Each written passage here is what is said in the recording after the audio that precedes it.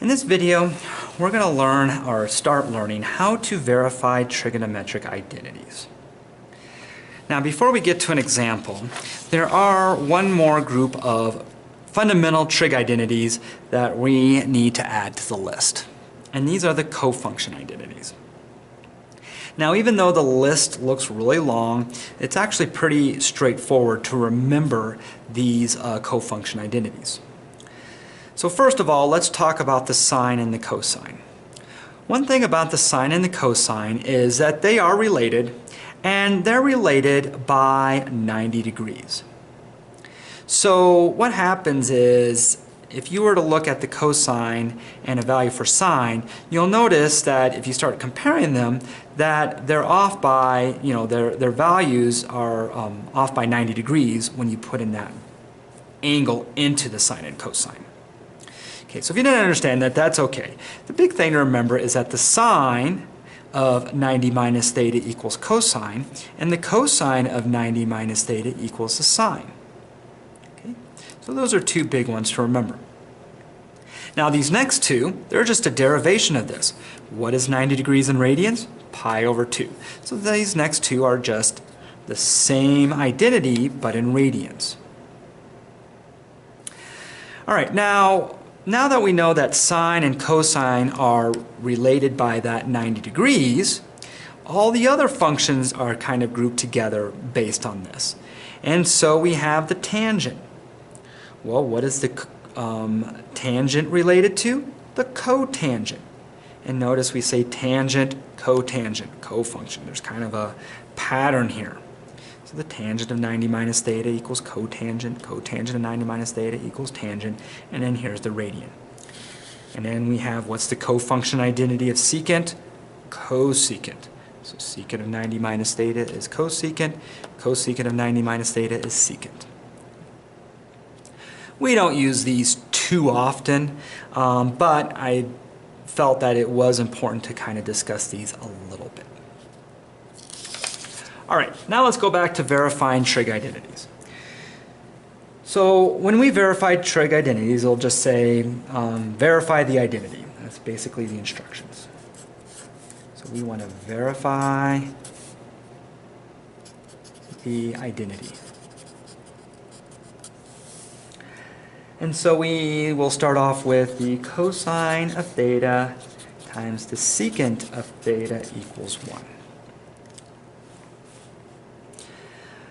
Right, now one thing we know is that this is true. Cosine times secant does equal 1. What the point of this problem, though, is to verify that this is true. And the way we verify it is by using our fundamental trig identities to help us show that this is true. Right, when you're verifying trig identities, the first thing you have to do is you have to pick one of the sides to work on. So we'll pick this side first. And as a general rule, you usually want to pick the more complicated side, because what we have to do is we have to take the side we pick, do a bunch of work on it, and make it look like the other side.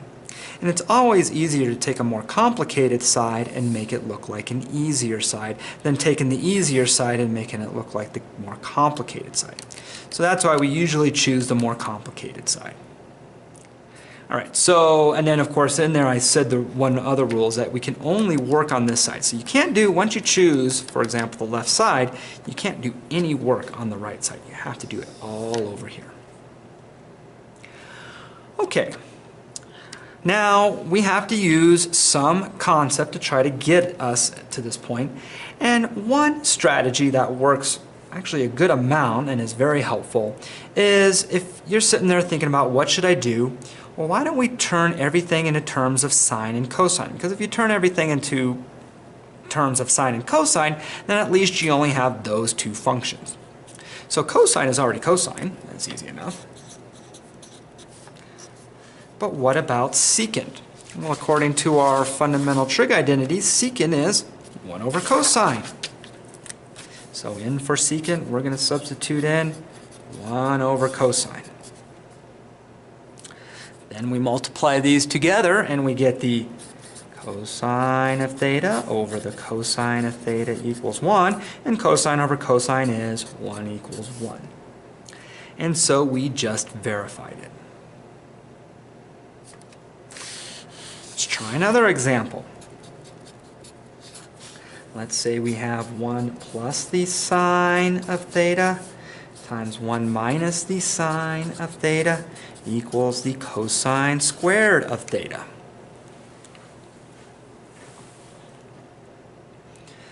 All right, so our first strategy of turning everything into sine and cosines won't work because everything has already n sines and cosines. So then we have to think, well, what can we do with this? Well, we need to choose a side. I'm going to choose this side. This side definitely looks more complicated than that side. And the first thing that's popping into my head is, well, why don't we multiply these two binomials together? All right, so we have 1 times 1 is 1. 1 times negative sine is a negative sine of theta. Sine of theta times 1 is a positive sine of theta. And then sine of theta times a negative sine of theta is a negative sine squared of theta.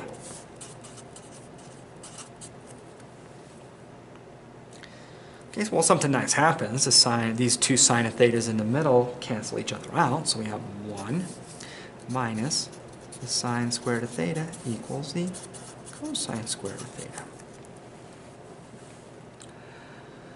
All right, so now we have this, and then we have to think, well, what else could we do with this? And something pops in my head. Well, wait a second. Squaring. Don't we have squared trig functions in our Pythagorean identities? So that's kind of the next piece of advice I would give, is anytime you see a trig function that's being squared, the first thing that should pop into your head is, well, that could be, we could maybe use a Pythagorean identity to help us simplify this. Now, it might not always work, but it's definitely a good choice. So let's see here. I'm going off to the side here. I know that the sine squared of theta plus the cosine squared of theta equals 1. So why don't I solve for sine squared? So the sine squared of theta is 1 minus the cosine squared of theta. And I'm going to substitute that in. So in for sine squared of theta, we're going to put in 1 minus the cosine squared of theta. So we have 1 minus the cosine squared of theta equals the cosine squared of theta. All right, let's distribute that negative. So we have 1 minus 1 plus the cosine squared of theta equals the cosine squared of theta. And the 1 minus 1 goes to 0. So we have the cosine squared of theta equals the cosine squared of theta. And there we go. It has been verified. All right, let's try one more. Let's say we have the sine of theta over the cosine of theta plus the cosine of theta over the sine of theta equals the cosecant of theta times the secant of theta. All right, so we need to choose one side. This side looks more complicated, so that's the side I'm going to choose. And so somehow we have to do some work to get this side to look like that side. All right, so the first thing I'm going to do is I'm going to go ahead and combine fractions. So in order to combine fractions, we need a common denominator, and that common denominator is going to be cosine times sine, or sine times cosine. So I'll multiply this, the numerator and denominator, by sine. So I have the sine of theta over the sine of theta times the sine of theta over the cosine of theta.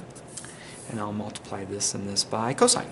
So we have the cosine of theta over the sine of theta times the cosine of theta over the cosine of theta. Again, do not touch the other side. Do not do anything with that. Whoops. Secant of theta.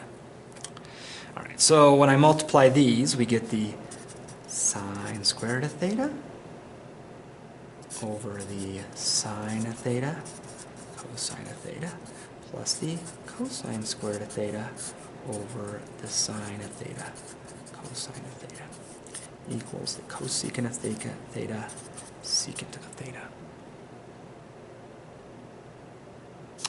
Alright, so then we get the sine squared of theta plus the cosine squared of theta over the sine of theta cosine of theta equals the cosecant of theta secant of theta. And then we think, well, what can we do now? Oh, wait a second. I know that the sine squared of theta plus the cosine squared of theta equals 1. So why don't I substitute that in for this whole thing right here? So we end up with, let's see if I can squeeze this in here, 1 over the sine of theta cosine of theta. Does that equal the cosecant of theta and the secant of theta?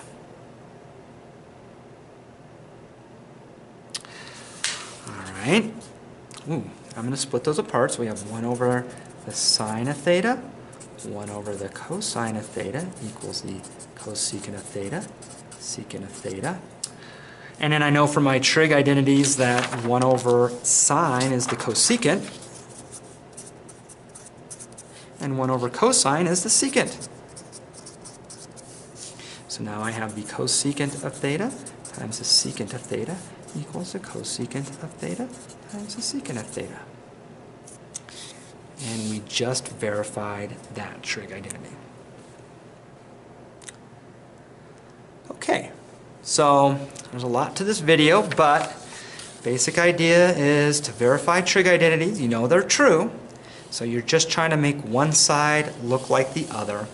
And you choose, usually choosing the more complicated side works. And then, we discussed a couple strategies. Big thing is sometimes you do have to give it a couple of tries before you actually get it. Sometimes it doesn't come as easily as I made it look here. But if you keep on trying and trying and trying, usually at some point you do kind of figure out how to make one side look like the other.